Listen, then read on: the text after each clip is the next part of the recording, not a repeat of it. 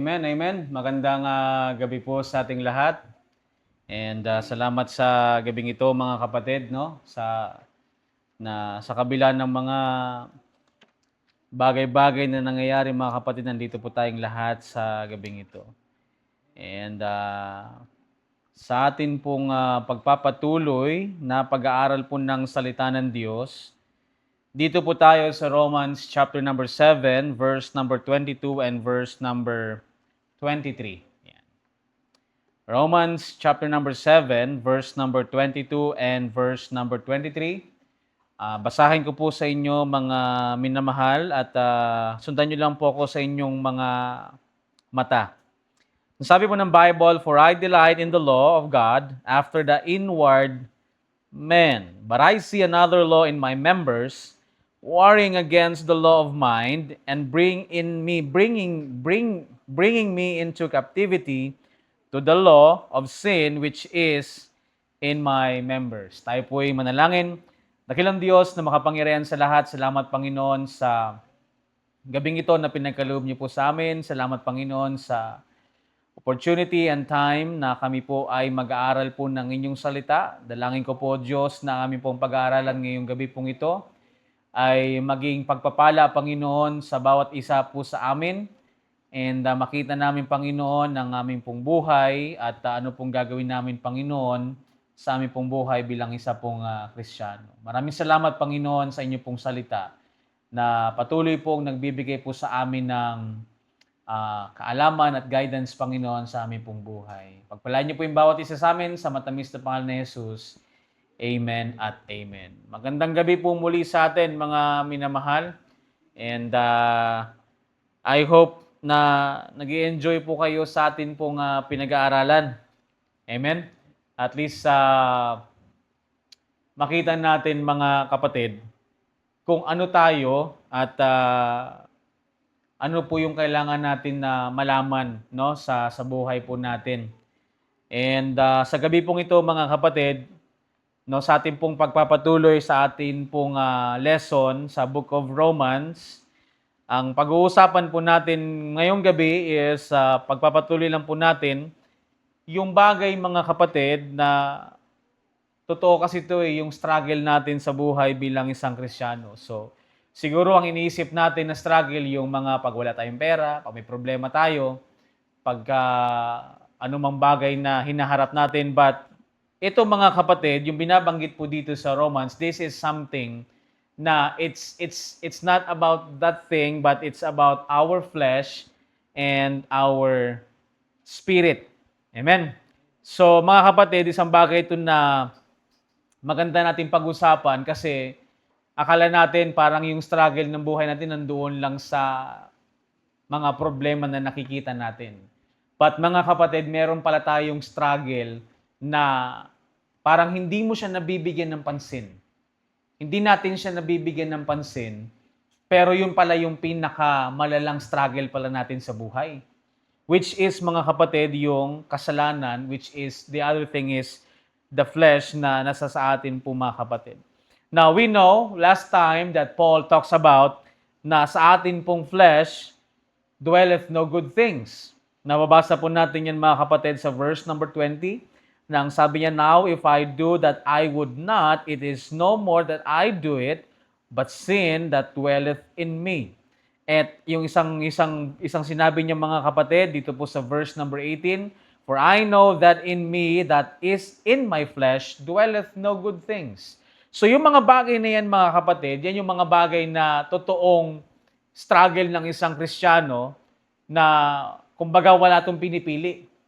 Nag-aaral ka, bata ka, matanda, or bagong Kristiyano, ito po yung isang bagay na kasi we know that ang problema natin mga kapatid, hindi tayo pare-parehas ng hinaharap. Amen? Yung mga ibang struggle na pinagdadaanan natin hindi tayo pare-parehas niyan. Pero dito sa sinasabi ni Apostol Pablo, hindi lang to nakaugnay o naka-point sa isang tao, kundi sa bawat Kristiyano po ito mga minamahal na itong struggle. So mga kapatid, because we are still in the flesh, no, nandito pa tayo sa laman, at wag na wag po nating hahayaan na yung flesh po natin yung mag-take control sa buhay po natin. Kasi pag yan po mga minamahal ang nangyari sa buhay natin, ang makikita mo na parang magiging carnal ka na, hindi ka na makontrol, kung ano-ano na yung mga bagay na ginagawa natin according to the flesh. At hindi na po according sa spirit, mga kapatid. Kaya po sa binasa natin kanina, mga kapatid, sabi ni Apostle Paul dyan, verse number 22, "For I delight in the law of God after the inward man." Na mga kapatid, kailangan nating maintindihan nung tayo po, kung paano po tayo ginawa or paano po ginawa ng Panginoon ng isang tao. Before the time of fall po, mga kapatid, is that we know that Adam was created after God's righteousness, after His own image. Amen. So meaning po, mga kapatid, that on that time, there's no struggle between the flesh and the spirit. Kasi nga naman, mga minamahal, is nung kinreate po yung tao is perfect. Amen. But mga kapatid, nung panahon po na nahulog or na-fall si Adam, at alam natin, mga kapatid, na nag-commit siya ng sin, at lahat po ng tao is went after him. Ibig sabihin, kung siya ay nawala sa Diyos, lahat po is namatay sa Diyos. Di ba, according sa ating pong pinag-aralan many Fridays ago in Romans chapter number 5, verse number 12, "For as by one man sin entered into the world, and death by sin, and so death passed upon all men, for that all have sinned." So yung bagay na nangyari po kay Adan, na ipasa po sa bawat isa po sa atin, mga minamahal. At yan yung bagay na hindi po natin pwedeng i-deny na nangyari po sa isang buhay ng isang tao. Amen. Na tayo po bilang isang tao is naging makasalanan, naging unrighteous, naging ungodly, in which is sa mga binabasa po natin ng mga scriptures na mga nakaraan is that we see that. Di ba? Now, mga kapatid, imagine, nung sinasabi ni Apostle Pablo, dito balik tayo sa ating verse mo, mga kapatid, sa verse number 21, nang sinabi niya dyan, "I find then a law that when I would do good," tinan mo, mga kapatid, na yung gusto ko nang gumawa ng kabutihan, anong sabi ni Apostle Paul? "Evil is present with me." Amen? So mga kapatid, pag hindi po natin naintindihan yan, at hindi po natin makukuha yan, mga kapatid, talagang nandyan yan. Kasi minsan, sinasabi natin, ang bait-bait naman ito, ang bait-bait naman niya, pero sa totoo pala, hindi. Di ba? Napapansin nyo minsan, may mga comment yung tao na, "Napaka-aliwalas ng mukha nitong tao na to, mukhang anghel." Hindi mo pala alam, mamamatay tao. Hindi mo alam na ganito pala yung ginagawa. And you cannot tell ngayon, mga kapatid. Hindi mo na siya pwedeng sabihin sa kung paano siya manamit. Hindi mo na rin pwedeng sabihin na pag pumupunta sa simbahan o hindi nagsisimba. Kung ang mga judges nga ng tao ngayon, mga kapatid, mas mabuti pa nga daw yung hindi nagsisimba kasi mas mabubuting tao pa daw. Now imagine that, mga kapatid. Now imagine that kung paano naging controversial ngayon sa politics po natin. Na even yung mga tao, mga kapatid, sabi, ang magnanakaw dati, hindi naman magaganda yung damit. Ngayon daw, yung magnanakaw is yung mga nakabarong, yung mga nakasuit, yung mga nakaupo sa gobyerno. Now, mga kapatid, imagine mo kung paano mag-judge yung tao sa mga ganung bagay that, you cannot even tell. You cannot even tell na itong santao to, whatever, mga kapatid. But the truth is, all of us, when Adam fall, we became sinner. We became unrighteous and ungodly, and that's our flesh po, mga kapatid. So when Apostle Paul says that I find then a law, pero mga kapatid, but evil is present with me. Isang bagay na makatotohanan po, mga kapatid, na nangyari po sa bawat tao. No, sa bawat isa po sa atin. That is why, mga kapatid, nung tayo po ay naging sinner at tayo po ay na-fall short sa glory ng Panginoon, at yan po ang katotohanan na ang bawat isa pong tao, mga minamahal, nangangailangan ng kaligtasan. Amen?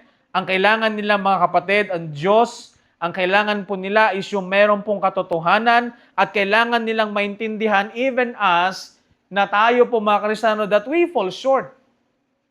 At salamat sa Panginoon po mga kapatid because we have the Savior Jesus Christ na pinakakailangan po natin. Amen? Na pinakakailangan natin sa atin pong buhay, lalo pa kung ang isang tao ay nawawala or lost. Na mga kapatid, intindihin po natin na kahit ang Panginoong Hesus namatay na doon sa cross ng Kalbaryo, nilibing at muling nabuhay, hindi to magbibigay ng guarantee sa isang tao na magiging perfect na siya in flesh. Amen? The truth is, the moment we got saved po mga kapatid, na maintindihan natin na nung si Jesus ay namatay para sa ating kasalanan, nilibing at muling nabuhay, mga kapatid, maintindihan natin na itong ginawa ng Panginoon, ito po yung magliligtas sa tao. At ang banal na kasulatan at ang kailangan nating maintindihan para makita natin yung sitwasyon na ito yung tutulong sa atin mga minamahal, yung salita po ng Diyos. Amen? Kung saan-saan tayo pumupunta, kung saan-saan tayo, ano yung mga binabasa na, ano yung mga pinapanood natin mga minamahal. But the truth is, it is only on the Lord Jesus Christ na tayo po ay maliligtas at sa kanyang mata at sa mata ng Diyos ay tayo po ay maging perfect. Kaya mga kapatid, kapag naintindihan ng isang tao na kung ano po itong bagay na nangyari po sa kanya nung siya po ay naligtas mga kapatid, is he is saved eternally, but ang katotohanan behind of that, hindi pa kasi na naligtas yung ating laman. Amen? As what we have always talked about, that someday God will change this vile body from corruptible into incorruptible. Amen? Mga kapatid, kaya nga mga kapatid, marami pong mga so-called Christian. Yung mga nagsasabi na they cannot agree with once saved, always sealed or saved. Ang dami pong ayaw maniwala niyan mga kapatid kasi sasabihin, talaga ba? Pag naligtas na, kahit makagawa ng kasalanan, ligtas pa din. And that's why mga kapatid that they have a shallow understanding about the salvation of what Jesus Christ did. Ang isang bagay dyan mga kapatid kung bakit hindi rin nila matanggap yung isang bagay na yan is that tayo rin kasi yan mga Kristiyano na para bang the truth is that the evil is present with us, talaga namang tinutuon naman natin. I mean is talagang pinanindigan mo na nagpatuloy na lang sa kasamaan po mga kapatid. At karamihan po ng mga Kristiyano, mga kapatid, they abuse the liberty that God gave us. Yun po yung nangyari kasi ang naisip, ay, ligtas naman ako. Eternally secured naman ako, so bahala na ako sa buhay ko kung anong gusto kong gawin. Now mga kapatid, kapag ganyan po yung mindset ng isang Kristiyano na naligtas, na totoong naligtas mga kapatid, meaning he despised the scriptures. At even, mga kapatid, ang isa po nagtuturo niyan is yung laman. Na nagsasabi sa iyo, naligtas ka naman na, so gawin mo na yung gusto mo. And we know, mga kapatid, because Satan doesn't want you to be victorious in your Christian life. Amen? Kaya anong gagawin niya, mga kapatid? Ida-divert niya yung pag-iisip. Iisipin mo na okay lang ito kahit hindi sa Diyos, sa harapan ng Diyos. Iisipin mo na okay lang na lumaban ako sa magulang ko na alam mo namang hindi yan tama. Iisipin mo na ganito, hindi na kasi okay naman ako eh. Ligtas naman ako pero alam mo hindi. And we know mga kapatid that whatsoever we sow, we reap. Amen? Kaya mga kapatid, we have to understand from the scriptures kung ano po ba talaga yung bagay na dapat nating gawin bilang isang Kristiyano. Kasi mga kapatid, even Paul says, I find then a law that when I do good, nagagawin niya na yung mga mabubuti, evil is present with me. Amen? Minsan mga kapatid, gagawa ka na lang ng mabuti, hindi mo pa magawa. Sino ba dapat nang gagawa ng kabutihan mga kapatid? Kristiyano. Kaya nga minsan parang nakukumpara tayo mga minamahal sa mga hindi po tunay na ligtas. Mas grabe pa sila manamit. Mas grabe pa sila magdala ng kanilang conversation. Mas grabe sila ka-dedicated kung ano yung meron sila mga kapatid. Pero minsan tayo mga kapatid na tayo yung nasa katotohanan na minsan parang tayo pa yung mga yaga-yaga. Alam mo yung yaga-yaga sa Bisaya? Parang naglalaro-laro lang. Mga bagay na parang hindi natin siniseryoso yung bagay mga kapatid. Kaya mga kapatid, understanding the scriptures would help us na maibsan yung atin pong sitwasyon. Amen?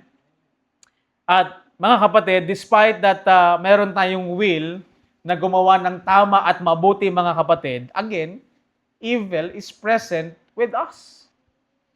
So minsan mga kapatid, kayo na lang magsagot sa isip nyo. Minsan, di ba, parang gagawin mo yung tama, pero minsan parang nag-change na lang yung mind mo. Na hindi na lang. Amen?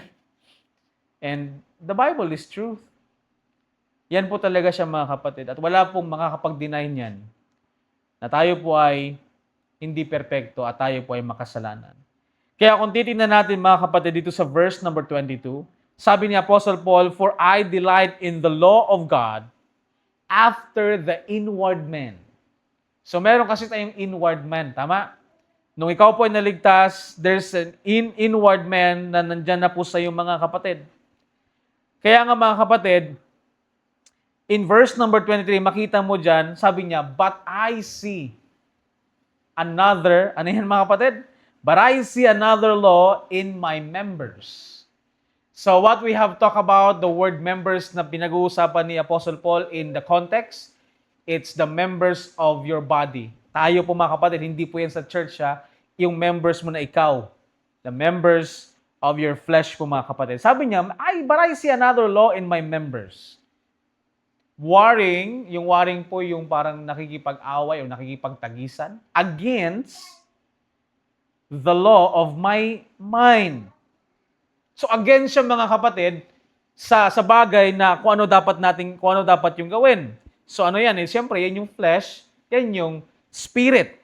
At mga kapatid, makita mo dito na ito pong bagay na to, itong warring against the law of mind, ito yung mga nagbi-bring into captivity to the law of sin. Kumbaga parang hinahatak ka nito mga kapatid, or tinutulak ka o hinahatak ka or whatever ito mga kapatid, na i-bring ka into hulihin ka. Para what? Para gawin mo ulit yung kasalanan. Namatay?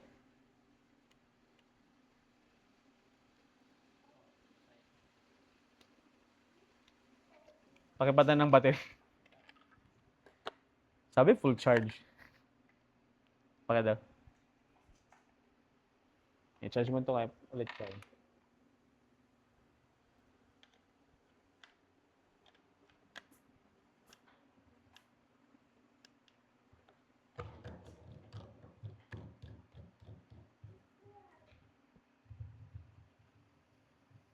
So mga minamahal, imagine mo that these things is i-captive ka.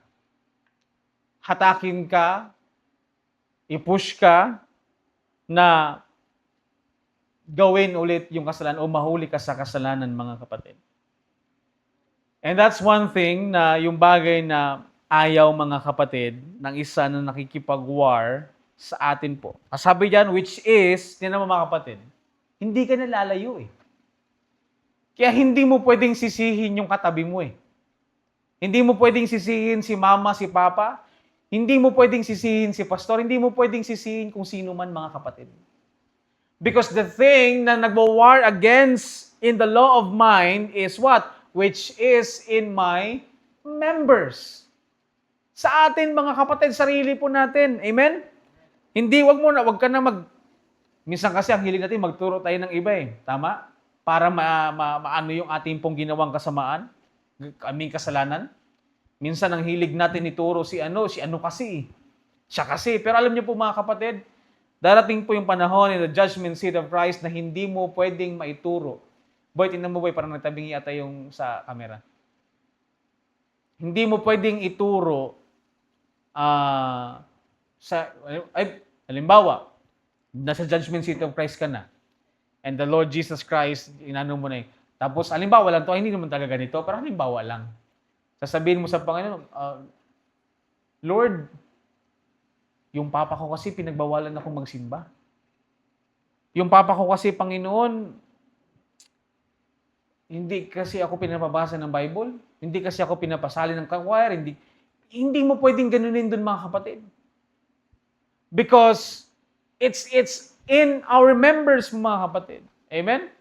If you can stand, then stand for it. Lord, hindi po ako makapag-stand ng ano ko kasi nung panahon na tamang doktrina kasi yung tatay ko, Panginoon eh. Magkaiba kasi ng iba kasi yung ganito, iba kasi yung ganyan.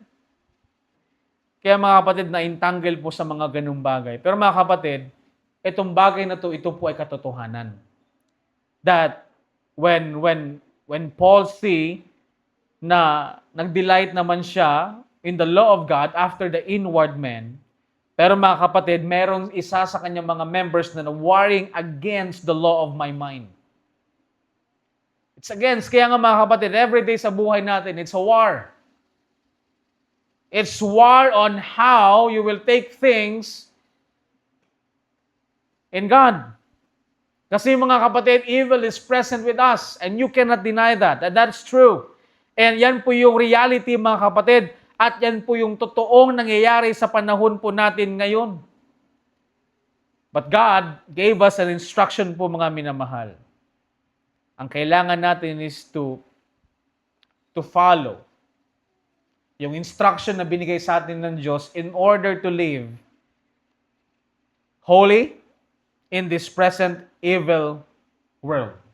Ngayon, mga minamahal, kung hahayaan mo to, at hahayaan mo yung sarili mong magpasakop ka sa mundo, it's about you. It's about the members that's there in you po, mga minamahal.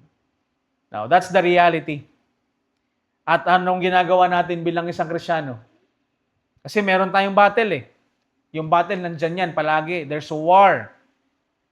Kaya lang mga kapatid, we have the most enemy minsan sa buhay natin. Minsan kasi nakikita natin palaging kalaban si Satan eh. Pero may isa pa pala tayong kalaban. The other members dyan, mga kapatid, which is in my sarili natin. Amen?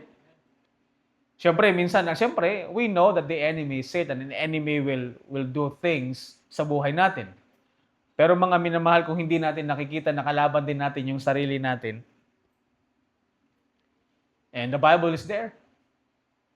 So, ganun siya, mga minamahal. Every day in our life, ganyan po yung at yan po yung realidad, mga kapatid. Kaya mga kapatid, kung hindi po natin to bibigyan at pag-iisipan ng mabuti, mga kapatid, at parang magiging easy go lucky lang tayo sa buhay natin sa ganitong bagay, at hindi po tayo magiging sincere, at hindi po tayo magbibigay ng interest or hindi ka magiging interesado sa katotohanan, we will never know how to stand. Maniwala ka sa akin, mga minamahal.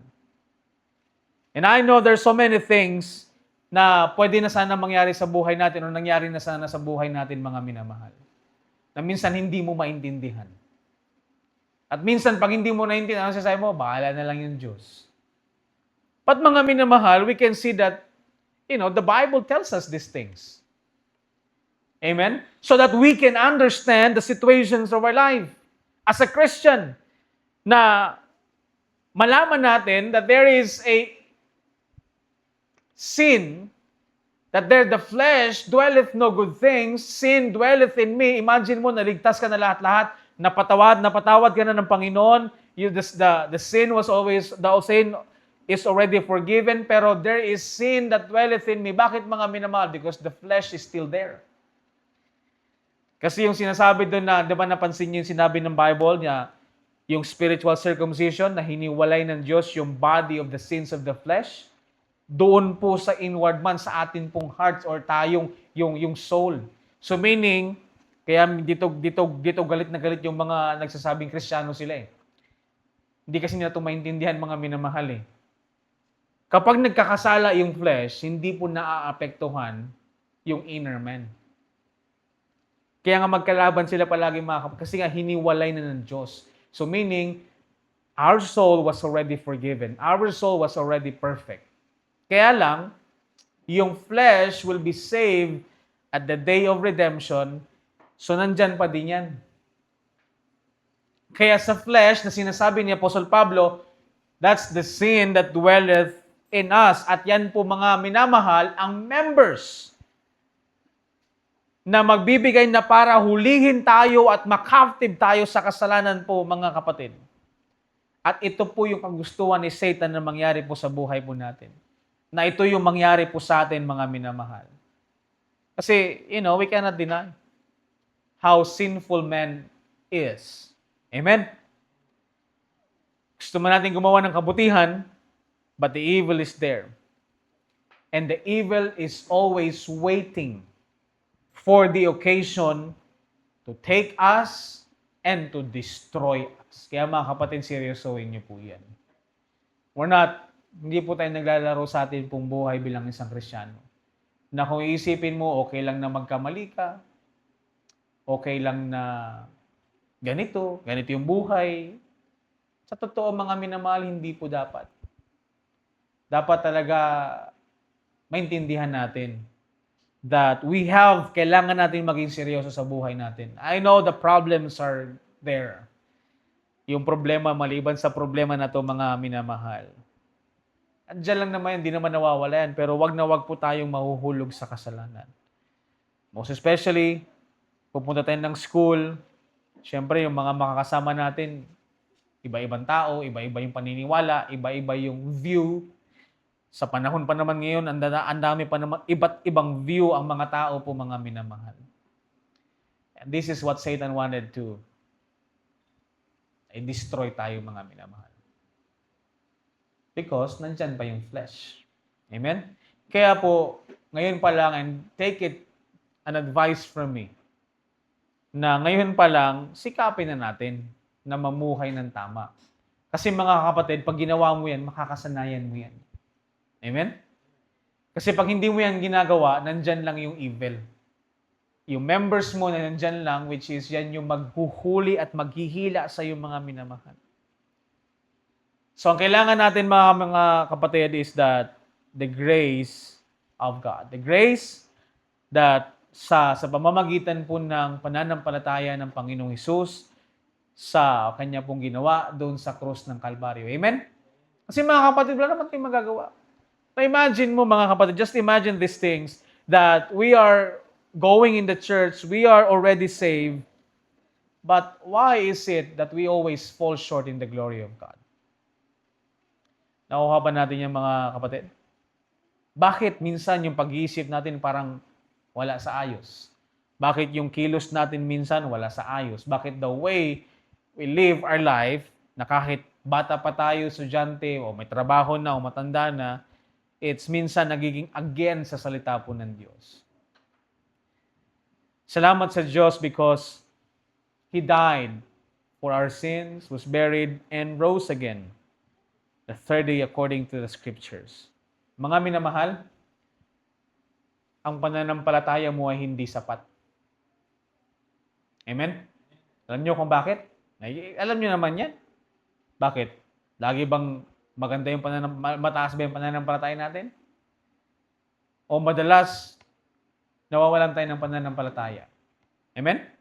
Pag nagkakaproblema tayo mga kapatid,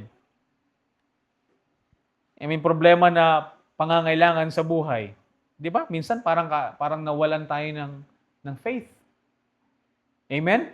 But mga kapatid, what we need to understand that our faith is not enough or strong enough para gawin yung will at kung ano po yung gawin na tama at ano po yung mabuti. Kahit meron po tayong ganyan mga kapatid, lagi pong nahuhulog or nafe-fail. Tama? Because that is the truth. Because ang sinabi ng Bible, but I see another law in my members warring against the law of my mind and bringing me into captivity. Now, this is Apostle Paul who is talking. Apostol na to mga kapatid. At ang sinasabi niya, captivity to the law of sin which is in my members. So hindi niya na tinuturo kung sino-sino yung mga nagtutulak sa kanya para iwanan yung gawain ng Diyos or kung ano mang nangyari sa kanya. Imagine mo kung ano nangyari sa buhay ni Apostle Paul. But sinabi niya, it's in my members that bringing me into captivity to the law of sin. Amen? Kaya mga kapatid, hindi mo pwedeng sabihin, Pastor, kasi yung kaibigan ko, pinilit niya ako. Ang sagot ko yan, nagpapilit ka din. Pastor, kasi sabi niya. O bakit sabi niya? Pero ginawa mo pa din kasi ikaw pa din yung ikaw pa din yung gagawa. So wala kang ibang sisisihin kundi ang sarili mo, mga minamahal. Tama? Kaya mga minamahal, we have to stop thinking that we can always win into that.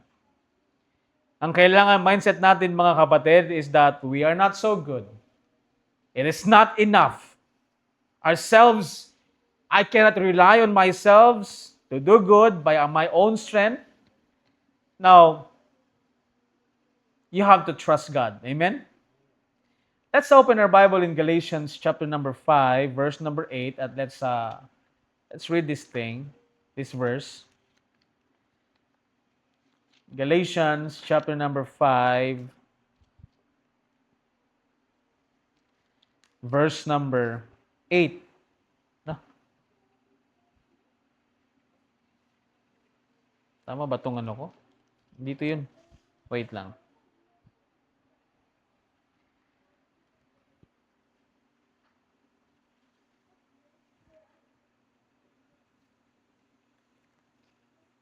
Mera pala pag masakit yung ngipin mo na nag-type ka, no?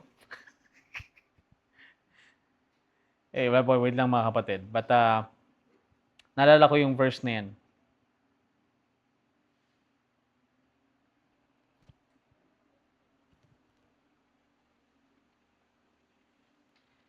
It's about the sowing and reaping. Tignan nyo mga kapatid. Wait lang. Galatians 6:8, yun pala. Mali yung isa. Galatians chapter number 6, verse number 8. The Bible says, therefore, he that soweth to his flesh shall of the flesh reap corruption. But he that soweth to the Spirit shall of the Spirit reap life everlasting. And mga kapatid, let us understand the thing that if we sow it on the flesh, we shall reap corruption in the flesh. Kasi bakit mga kapatid? This is corruptible. This is corrupt. Yung ating flesh. Kaya mga kapatid, huwag ka na magtataka kung bakit yung mga namumuno sa atin corrupt din. Kasi nga mga kapatid, kahit gustuhin man nilang gumawa ng kabutihan, ang lakas humatak. Ang lakas talaga yung mga kapatid. And hindi ko sinasabing I've been there, but nakita ko na siya mga kapatid kasi nga may mga testimony ako narinig. Na kapag hindi ka nag-join, kawawa ka. But mga kapatid, as a Christian, we need to stand. We have to understand. Because if you soweth to his flesh, shall of the flesh reap corruption. That's why mga kapatid, we need the scriptures. That's why mga kapatid, you have to understand the scriptures habang bata ka pa. Habang naririnig mo pa ng naririnig ang katotohanan sa salita po ng Diyos. Because the Word of God will direct us, i-guide tayo mga minamahal kung ano po yung dapat nating gawin. Now, Paul mentioned in the scriptures regarding that we should not trust on ourselves but on the living God. Ang sinabi niya po dito sa 2 Corinthians chapter number 1, verse number 9,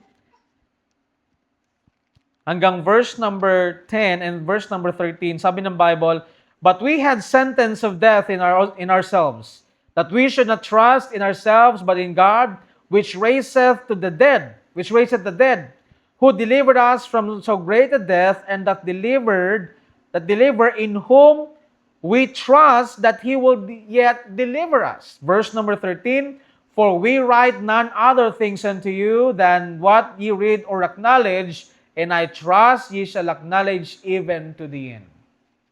Amen? Mga kapatid, ano man nangyari sa buhay natin, ano man gagawin mo sa buhay mo, pagtiwalaan mo yung Diyos. Wala po tayong magagawa kung sa sarili natin, mga kapatid. Now imagine Apostle Paul, that is, he had sentenced to death. That even he despaired even life. But what he did is he just trust that God will deliver him. Amen. 1 Timothy chapter number 1, verse number 10.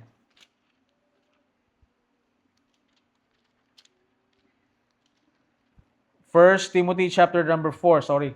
One ba sinabi ko? 4 verse 10.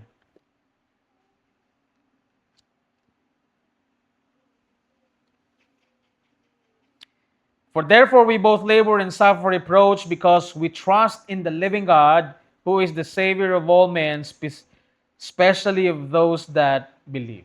Kaya mga kapatid, if we suffer reproach, if we labor and suffer reproach, because we trust the living God who is the Savior of all men. Kaya yung mga bagay na mga problema sa buhay natin, natural yan. Nandyan lang yan. But the problem that we have all in common is also there and present po, mga kapatid. But what we need to understand is we need to trust the Lord God. 1 Timothy chapter number 6, verse number 17. The Bible says,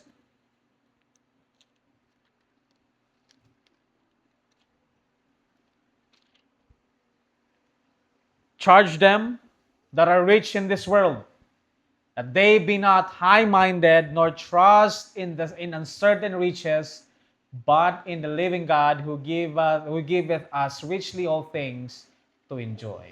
Amen? Now you can see there na mismong si Apostle Paul na magtiwala tayo sa Diyos. Kaya mga kapatid, kailangan po nating huminto at gawin yung isang bagay sa atin pong sarili. Sa sarili po nating flesh. Because mga kapatid, we are trying to mag-rely tayo sa ating mga sarili. Yan po yung mangyayari dyan, mga kapatid, at hindi magtitiwala sa Diyos. Ang kailangan natin, mga kapatid, is magtiwala sa Diyos, at ang bagay na hindi po natin may deny sa atin pong sarili is dapat, mga kapatid, ang bagay na dapat nating gawin, is to deny ourselves and let Jesus Christ take full control sa buhay po natin. Amen? Kasi mga kapatid, kung hindi mo i-deny ang sarili mo, mga kapatid, meaning you're not trusting God. Amen? So let Jesus Christ take full control sa buhay po natin. Huwag po tayong mabuhay sa atin pong sarili, kundi mamuhay po tayo, mga kapatid, sa Diyos. Huwag po tayong mamuhay sa kung ano po yung sinasabi ng magagaling magsalita, yung mga influencer dyan, mga kapatid, na magbibigay sa iyo ng something na ganito dapat mamuhay ka dapat sa sarili mo. Kasi ganun ang mangyayari, mga kapatid, sa panahon natin ngayon. That people are pushing you to live your life to the fullest sa sarili mo. Huwag mo na isipin yung iba, isipin mo na lang yung sarili mo. Amen? Is that what's going on right now? That even Christian was nadala sa ganyang bagay? Mga kapatid, madadala ka sa ganyang bagay kapag hindi mo alam ang salita ng Diyos. Amen? Pero mga kapatid, kapag naunawaan mo at kung anong ganda ng ministry, mga kapatid, you will never think about living only on your own. You're always going to live for God. Amen? Ganun kasing ginagawa ng mga influencer, mga kapatid. Pero yung Bible, mga kapatid, it's a different thing from that. We have to deny ourselves and let Jesus Christ take full control sa buhay po natin. Kung binibigyan ka ng advice na kung sino man, mga kapatid, bumalik ka sa salita po ng Diyos. We have to live our life by the faith of the Son of God, who loved us and gave Himself for us. Kaya mga kapatid, sabi yan ng Galatians 2:20, and mga kapatid, kailangan po natin pakinggan ang salita po ng Diyos. Lagi po tayong bumalik sa salita po ng Diyos na binigay sa atin ng Panginoon. The perfect, inspired, and very Word of God, the King James Bible. Balikan natin yan, mga kapatid. Tignan mo palagi kung tama ba yung sinasabi ng mundo sa sinasabi ng banal na kasulatan. Kasi kung hindi sila nagtugma, mga kapatid, balik ka sa salita ng Diyos. Tandaan po natin, mga kapatid, na kung minsan iniisip natin na malakas tayo, Paul says, balikan natin yung text natin, mga kapatid, sa Romans chapter number 7, verse number 22 hanggang 23, "For I delight in the law of God after the inward man. But I see another law in my members, warring against the law of mine and bringing me into captivity to the law of sin, which is in my members." Kaya mga kapatid, let us understand things that you cannot live on your own. You have to trust God. You have to live by the faith of the Son of God. Kasi yung pananampalataya natin, mga kapatid, laging short. But the faith of the Son of God, na ibinigay niya yung buhay niya dahil mahal niya po tayo, mga minamahal. Amen? So mga kapatid, understand these things. See it na napakagandang tignan yung isang bagay po na yan. Kaya kung nandito ka ngayong gabi, it is a blessing for us to see what Paul was struggling. Si bakit, mga kapatid? Alam mo na yung struggle ni Paul, na struggle din natin. At alam natin kung paano siya lampasan. Amen? Salita po ng Diyos. Dakilang Diyos na makapangyarihan sa lahat, salamat, Panginoon, sa inyo pong salita. Salamat sa mga reminders, Panginoon, that we are saved, but even though we are saved, Panginoon, that there's still in our members who are warring against in our mind. Lord, help us, O God, na makapagpatuloy po kami. Help us, Panginoon, na mas maging kaaya-aya ang aming testimony sa mga ibang tao. Pagpalain niyo po ang bawat isa sa amin, Panginoon, sa matamis na pangalan ng aming Panginoong Hesus. Amen at amen. Tawagan pa natin si Brother Julius para po sa ating closing hymn and closing prayer.